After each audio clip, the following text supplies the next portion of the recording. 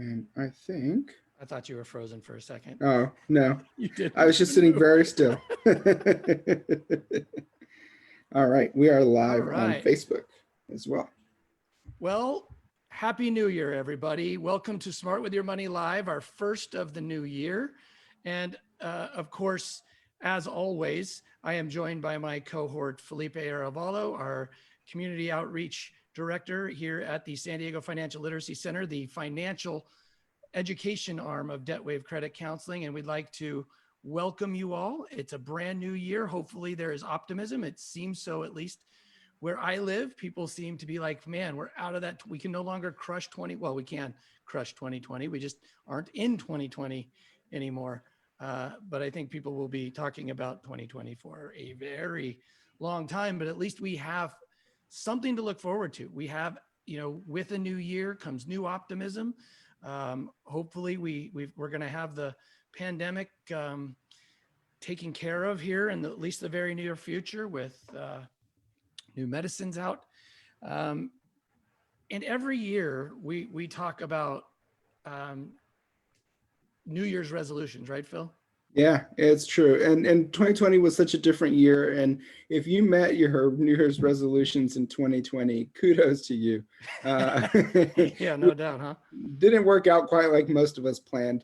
And when I was looking for a gift for this slide, there were so many 2020 ones out there. That were Probably very some specific. not very appropriate ones. There were too. some inappropriate ones. There were some very entertaining ones, but I decided to go with fireworks. But yeah, we New Year's resolutions. It's a very popular thing. I think I saw a news article. Still, the most popular New Year's resolution is to lose weight or get year after healthier. year.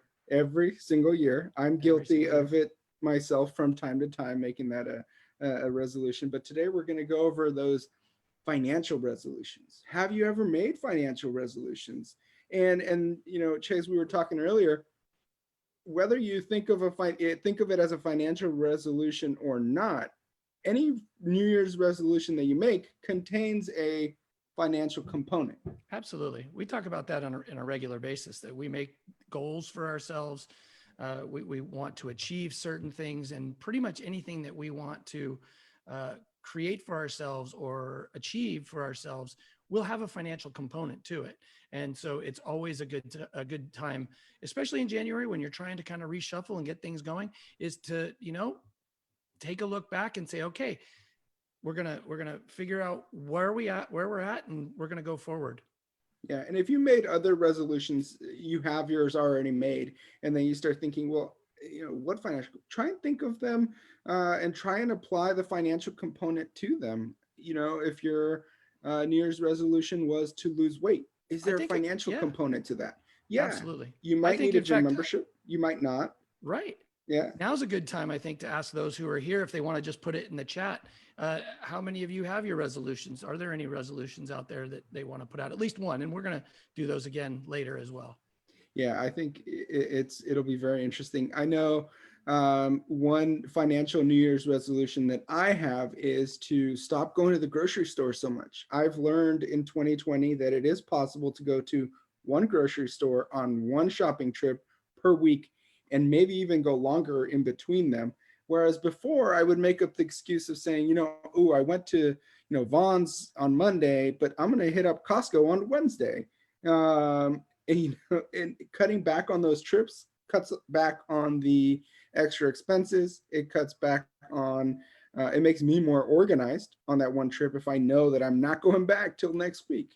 And it saves money and time and just, the being there at the grocery store, which I didn't really enjoy anyways. I don't know why I kept going so often. Which is really funny because you always talked about how often you went to the store. So I've known you for 10 years. I thought you just really liked going to the grocery store. I did too. And now that I don't go, it's like, wow, I really didn't like going to it.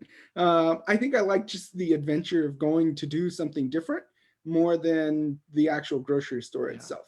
Well, I mean, obviously then when you're going to make resolutions and you set goals for yourselves, and we're going to talk about goals in depth in the next couple of weeks, but you've got to do that thing, that 4-letter word that a lot of people have problems with, at least a lot of people. Some people it comes very naturally to, but they got to create a plan of some kind, right? Correct. You got to have well, first we want to give people some ideas. And these are common financial resolutions that you might want to incorporate. You can come up with your own, but just some ideas to help get you started in the event you're sitting there thinking, I don't have a financial resolution. I'd love to, but I don't have one yet.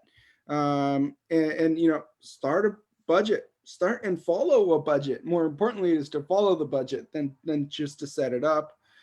We've done some presentations on these, some SWYM lives. If you've joined us for them, or you can go back and check them out on YouTube, Facebook, or Instagram. Um, Track your expenses for a year, and it could be something that may not seem like the most productive thing, but that can have a big lasting impact to just really get the answer to where'd all my money go. Actually, the opposite. It's probably going to be the most productive thing you do, but most people stay away from it because they think it's really difficult, but it's really not. With all the technologies and apps and financial things that we have nowadays at our disposal, man, it's really easy. The question is, mentally, do we really want to see where we spend our money? Yeah, and that can scare us a lot. And you ask the question, but do you want the answer? Yeah. Is the real question. I've been doing this a long time, and half the time I don't like to go take a look at what I've done Right. because look, I'm human. We're all human. We're gonna buy things. We're gonna shop online and get things that we impulse buy like we wouldn't normally do, but it happens. I mean, and you got to give yourself a break for it because we're not robots. Yeah, and I think our latest podcast episode, communicate better, whether it be 100%. With a spouse or with your friends. I don't know if you remember that Friends episode where they're trying to figure out the money situation, and they're trying to like, I'll just have the bread or the salad or whatever, and maybe you communicate with your friends. Hey, I'm really gonna try and tighten up my budget in 2021. I can't be going out to eat all these times. I can't go. If we're going to go eat, let's go grab a pizza and split it, and have that open line of communication. If you share your budget with someone, and then there's other ones, just your common everyday ones. Pay down debt, which is absolutely important. It could be a long-term one. You might not pay off your debt in 2021, but that doesn't mean you can't get started in 2021. If you struggle to save for the holidays because you started in October, November, start now. And especially if you're kind of bummed out that the holidays are gone and you love the holidays. I mean, you can almost feel like you got the holidays all year long because you can plan for it and think about it, save for it as you go along. It's just a matter of whether you have storage for presents for a full year. But or save up the money, like open up another bank account or something, and start putting away that holiday money so that when the holidays come around again in 2021, maybe you're playing catch up because you had to cut back this year. You are financially more prepared. And another one I was thinking of, think of all the activities that you do on a weekly basis and try and find one that was going to cost you money and replace it with something that's free. We're spoiled here in San Diego. We have good weather. You can always go on a hike, on a walk, out to the beach. But if you can replace it something like that, or just make it a movie night at home where you're going to spend, $2 on a bag of microwave popcorn as opposed to, going out and doing something that'll cost you money. Some of those things can go a long way. It really is. It really can. And then someone mentioned in the chat, kind of playing off my financial goal, and I think it's a great idea, is to choose the meals that you want to make and the ingredients that you can use for multiple meals per week, and then figure out what grocery stores they need to go once a week. That is a phenomenal idea, Felipe. Yeah. And what's interesting about that is a few of the restaurants that I truly love and used to frequent all the time and still do, some of the things that I love the most on their menus, they're not offering anymore. And I went to the manager who I know really well and go, how come you guys don't have this anymore? And they said, because the ingredients for that, so much of those ingredients were only used for that. And the amount, and then if it just doesn't work out in the budget. So businesses are doing that. So that's a phenomenal idea. If it works for businesses, it can definitely work for us. Definitely work for our kitchen. Yeah. Yeah. So, or maybe just talking to your kids about money and having that open line of communication if you have kids. So you have your New Year's resolutions or your resolutions. Come up with a plan. And I couldn't let the holidays go just yet, so I had to use the Home Alone gif here. But what steps are you going to take? And we'll go in far more detail in the next SWYM Live on goal setting.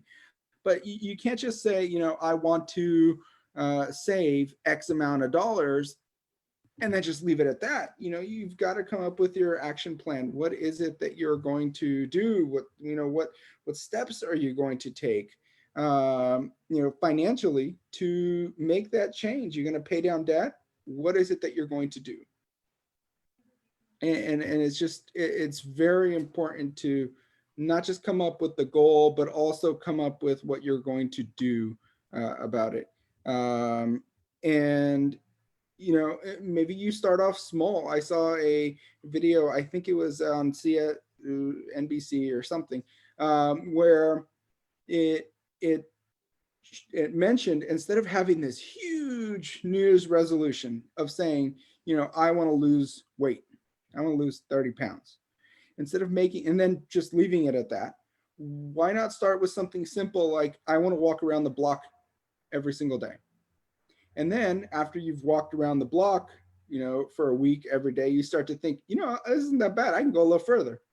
I can do 2 laps. I can go an extra block. And then before you know it, you might realize, what, I can jog a little.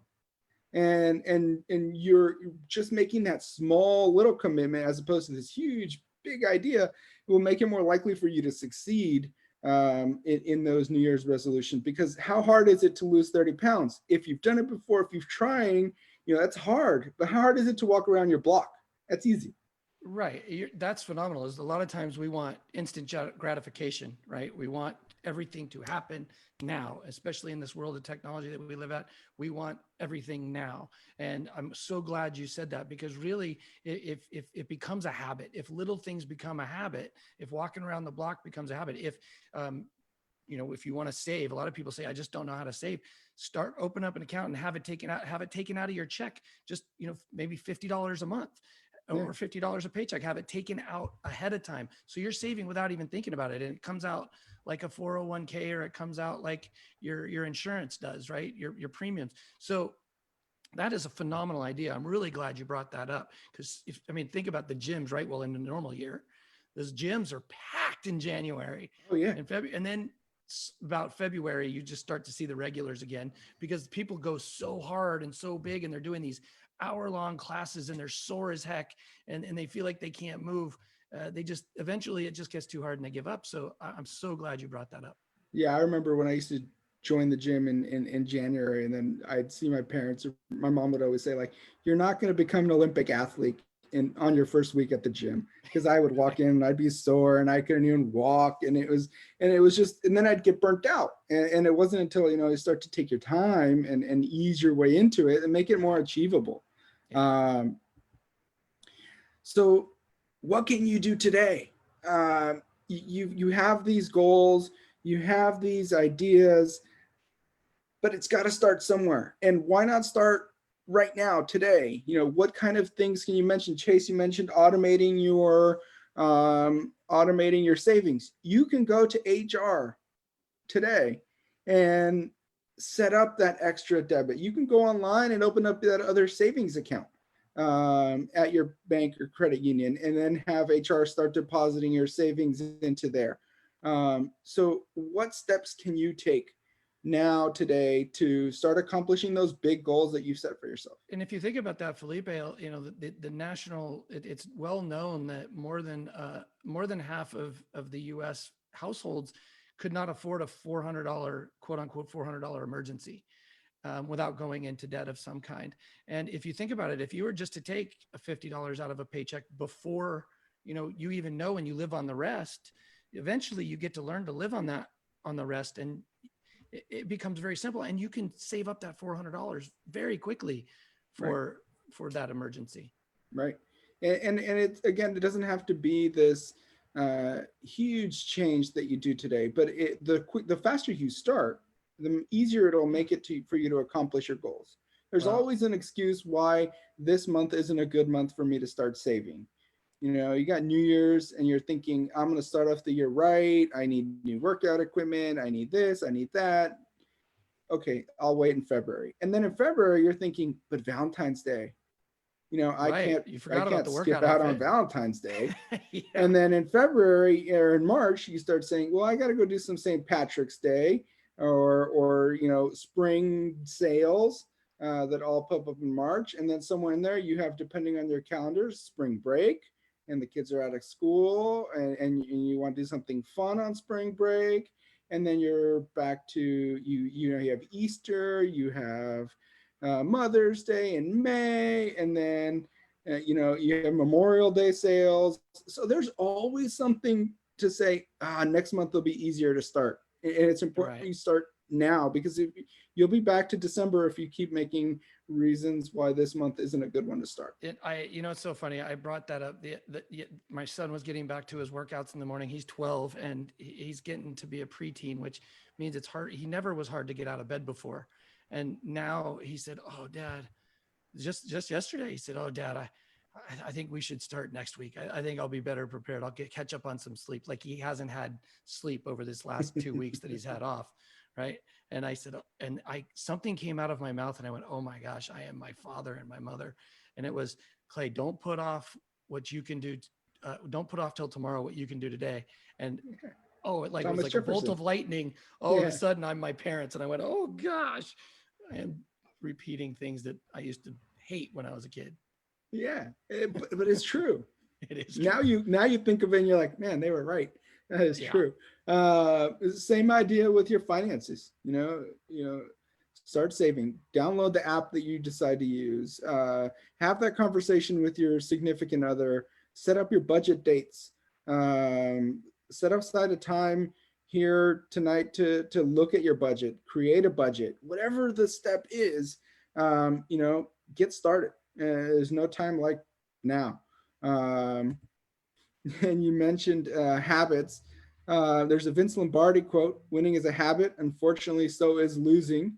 And Phil, that would be me, decided it would be cool to say saving is a habit. Unfortunately, so is overspending. And you mentioned it earlier, Chase. Hey, that's a great quote, Phil. Thank you. You're going to go into into DC, into the Hall of Records. The Hall of Records is you should copyright. I have a whole bunch of them if I borrow things from the likes of Vince Lombardi. But you know, you mentioned it becomes a habit, and it all becomes easier to do. The savings that automatically goes away, just you start to not miss it as much, and then it becomes, you know, budgeting. Trust me, coming from someone who tried to budget for a long time and failed many times, it does get easier. It does make it where all of a sudden you buy something and you tell yourself, oh man, I shouldn't have bought that. And being good at budgeting doesn't mean that you're not going to make those impulse buys. You know, as Chase mentioned, we're all human. So there will be occasions where, you know, you fall off your plan and you look over and you're like, ooh, and that's okay. Man, why did I buy? That's okay. Because now you've realized it. And now you can make the changes going forward to see what you're going to do about it and what you're going to, you know, and how are you going to fix it and then move forward the best you can. Well, I think that's a great quote. Good job. Thank you. I'm going to keep looking up quotes. I kind of liked it. Make it like a quote of the day. And then make your adjustments as needed. Setting up your goals. Your goals can change. 2020 taught us that. Sometimes they get changed for you. Sometimes they get changed for you. Right. A lot of times. Life happens. Yep. And you gotta. Your computer is not looking to make an update at the moment. That's the gift here. But you know, it is something where I know, because Chase at first is like, wait a minute, update. It got me yesterday. Yeah. So, you know, you need to be able to adapt, and sometimes it'll be a good thing. And maybe what was important at some point when you set your goals, your resolutions, by June, July, you might be sitting there thinking, well, that's not really going to happen, or that's not, why was I even saving for that? I'd rather do this. or sometimes circumstances change and you might say, well, I was saving extra money for, XYZ, but my car's gone and I need a new one. That's Make right. adjustments as needed and try and be as flexible as possible. And again, we will go over in far more detail, Great detail. goal setting and SMART goals, to be specific, in a couple of weeks. But we are more than happy to answer any questions that you may have. If you're on Facebook, feel free to comment the questions and they will get relayed to us. So let us Phil, know. I had a resolution and my wife had one too, but one of my resolution was to give up French fries, because I do love French fries. You love French and fries. Potato chips. Yeah, those are my favorite. Those are my guilty pleasures. And I decided to give them up. But you mentioned doing it in kind of a smart or not some big giant way, because giving up French fries forever, it would just, I can't imagine it. So I do have it broken down to, I'm giving up just any old French fries. But if In-N-Out French fries come my way, then I You're can allowed to dabble in those a consume little them. bit. Yeah, right. And right. And potato chips, I have now, potato chips are gone and I can only have tortilla chips every once in a while, since, we do live in San Diego. You got to have Tortilla a chips chips and everywhere. salsa here and there. Yeah. Right. But it's an amazing thing to me. I was realizing how much I paid in French fries last year. I went through and we were looking back at how often we would, and not only that, because I was looking at trying to trim down and be more healthy. Carrie and I spent close to $450 on French fries as a family last year. Wow. Yeah. And now, does it count if you make your own? Buy a potato, make it in the air fryer. No, that's actually great. That does not count. If you make them your Okay. own and you make them in an air fryer, you're not buying them from somebody else, is what I'm Okay. saying. In fact, that's a great idea. I love my air fryer. I just bought a bag of potatoes for that same reason. And you're going to cut them down and you're going to listen to I music and have a chop them all potato up. cutter. Nice. Get the right Yeah, seasoning and everything. Dab a little olive oil exactly. on those bad It boys. takes some guess and check to get the right Okay. seasoning. Sorry, but everybody. I'm a little hungry now. I'm gonna go make some French fries. But any questions? It doesn't count either if There's a- you make French fries and then I come get them. Oh, there you go. Okay. Any last minute questions from Facebook? Oh, this is a good question from Jen. For someone who is looking for a job, how much time should I invest in job hunting? That's going to really depend on your situation. I mean, if you're a mom and you've got kids and you've in a relationship and you've got other things that you need to do, but here's the thing: I would recommend highly that it can get tough. So just set aside an hour for yourself every day to either make phone calls, talk to people, because it's not just job hunting online, right? Job hunting can be just write down all the names of people and start to make contact. And can you introduce me? This is what I'm interested in doing. Can you introduce me to somebody? Because if you invest that for an hour a day, at least, you're not going to get overwhelmed, but you're also you're going to start to get responses from people who know people. And then that person knows somebody and that person knows somebody else. And it's really going to help. And that's a great question. Great question. But some days you may feel like an hour is good. And some days you may feel like 2 hours, but don't go sit down for 8 hours because it can get very overwhelming. Yeah. And you may not do as good a job if you've been putting that much time into it. Set aside time. And yeah, that initial start might be an 8-hour shift or 2 4-hour shifts or something like that. But if you're on it and you do it every day, it won't take as long to look up the new job openings just for yesterday to today. And you can set up those sites that'll send you, job work, that might fit your personality. There's a lot of that online too. So, I mean, there's many, many different ways to look at it. But set aside at least an hour a day that it's like a job. That from this time to this time, I'm going to do it.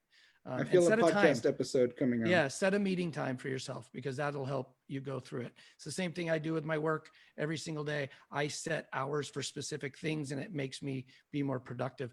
Another question is, can you talk about emergency funds? And yeah, we did talk about that right at the very beginning. And it's interesting that it's the common number that we hear nationally here in the financial world. And I'm a member of California Jumpstart and the Jumpstart Coalition.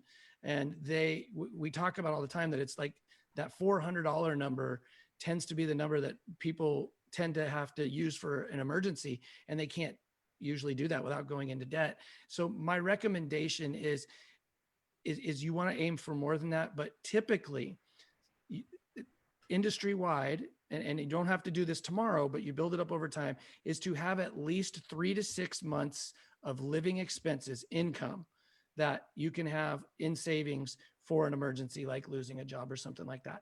And that may take up time but we talked about it too. If you can take $25, $50 a paycheck that you have just come out of your check and go right into a savings account or some other account that you want it to go in through your HR. And so you do it before anything, and then you live on the rest, because so many people try to save last, after all the expenses. And it's really hard to take out money when there's not much money left in the account. So do it just the opposite. Pay yourself first. Or if you have that number, where you know what your living expenses, and your goal is to, accumulate 6 months worth of living expenses, whatever that number is, if you can put away 10% every month, that, maybe you can't, that'll get you to where you need to be in under a year. If that's too much, maybe you save up 5%, which will get you there in about a year and a half. So it is attainable. It's just may take a while to get to that point. And a good way, a lot of people say that, no, there's no way that I can do that. There's not enough in the budget. But the thing is you have to take a look. And that was part of one of the slides earlier, is looking at your expenses and looking at what are some of those expenses that I'm paying for on a regular basis that, man, I'm not really using anymore. Right? Maybe there's like a magazine subscription, or there's, maybe an app on our TV now for when we're streaming that we literally opened it up to watch one show, and now we're not watching it anymore. Those little things can add up very quick. So there's your $25, $50, whatever it might be. Maybe there's things that you're paying for quarterly that you just were used to paying. And you can go to your insurance company and you can say, hey, I've been with you guys a long time. Are there better rates is there something else you can do for me? And a lot of times you might be able to shave off 10, 15%. Or you could say, I was commuting to the office 5 days a week. So that's how we calculated my insurance thing. I commute to the office 0 or 3 times, or, maybe it's changed. Maybe you used to work further than you do now, and you don't realize that adjusting that with your insurance could provide you a lower insurance premium, so you definitely want to, if your insurance premium should go up, they'll definitely do that for you. But usually you have to put in the effort, calling your providers if you haven't done it in a while, your internet provider, your cable provider, satellite, whoever, and just saying, hey, you know what, how many megabytes am I using of information, on my Wi-Fi every month? And if you find out you got the top one and you're not close to using that anymore, narrow that gap. Right. Like do you have unlimited, but maybe you never even get to the data usage at the lowest tier, and you've been paying all this extra money for nothing. Definitely want to take a look at it. Working from home, going to school from home, I can tell you I'm glad I'm on the unlimited plan. It's like doing a spring cleaning, right? Yeah, like doing spring cleaning. Yeah, exactly. January. You know what my wife's resolution was? What's that? No purchase January.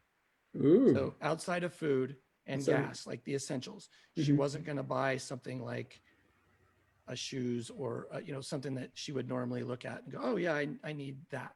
So she's doing that this month. That's a good one. Yeah, and she's not an overspender anyway, but for whatever reason, she just felt like I need to do that. So I was like, okay, we'll see if it works.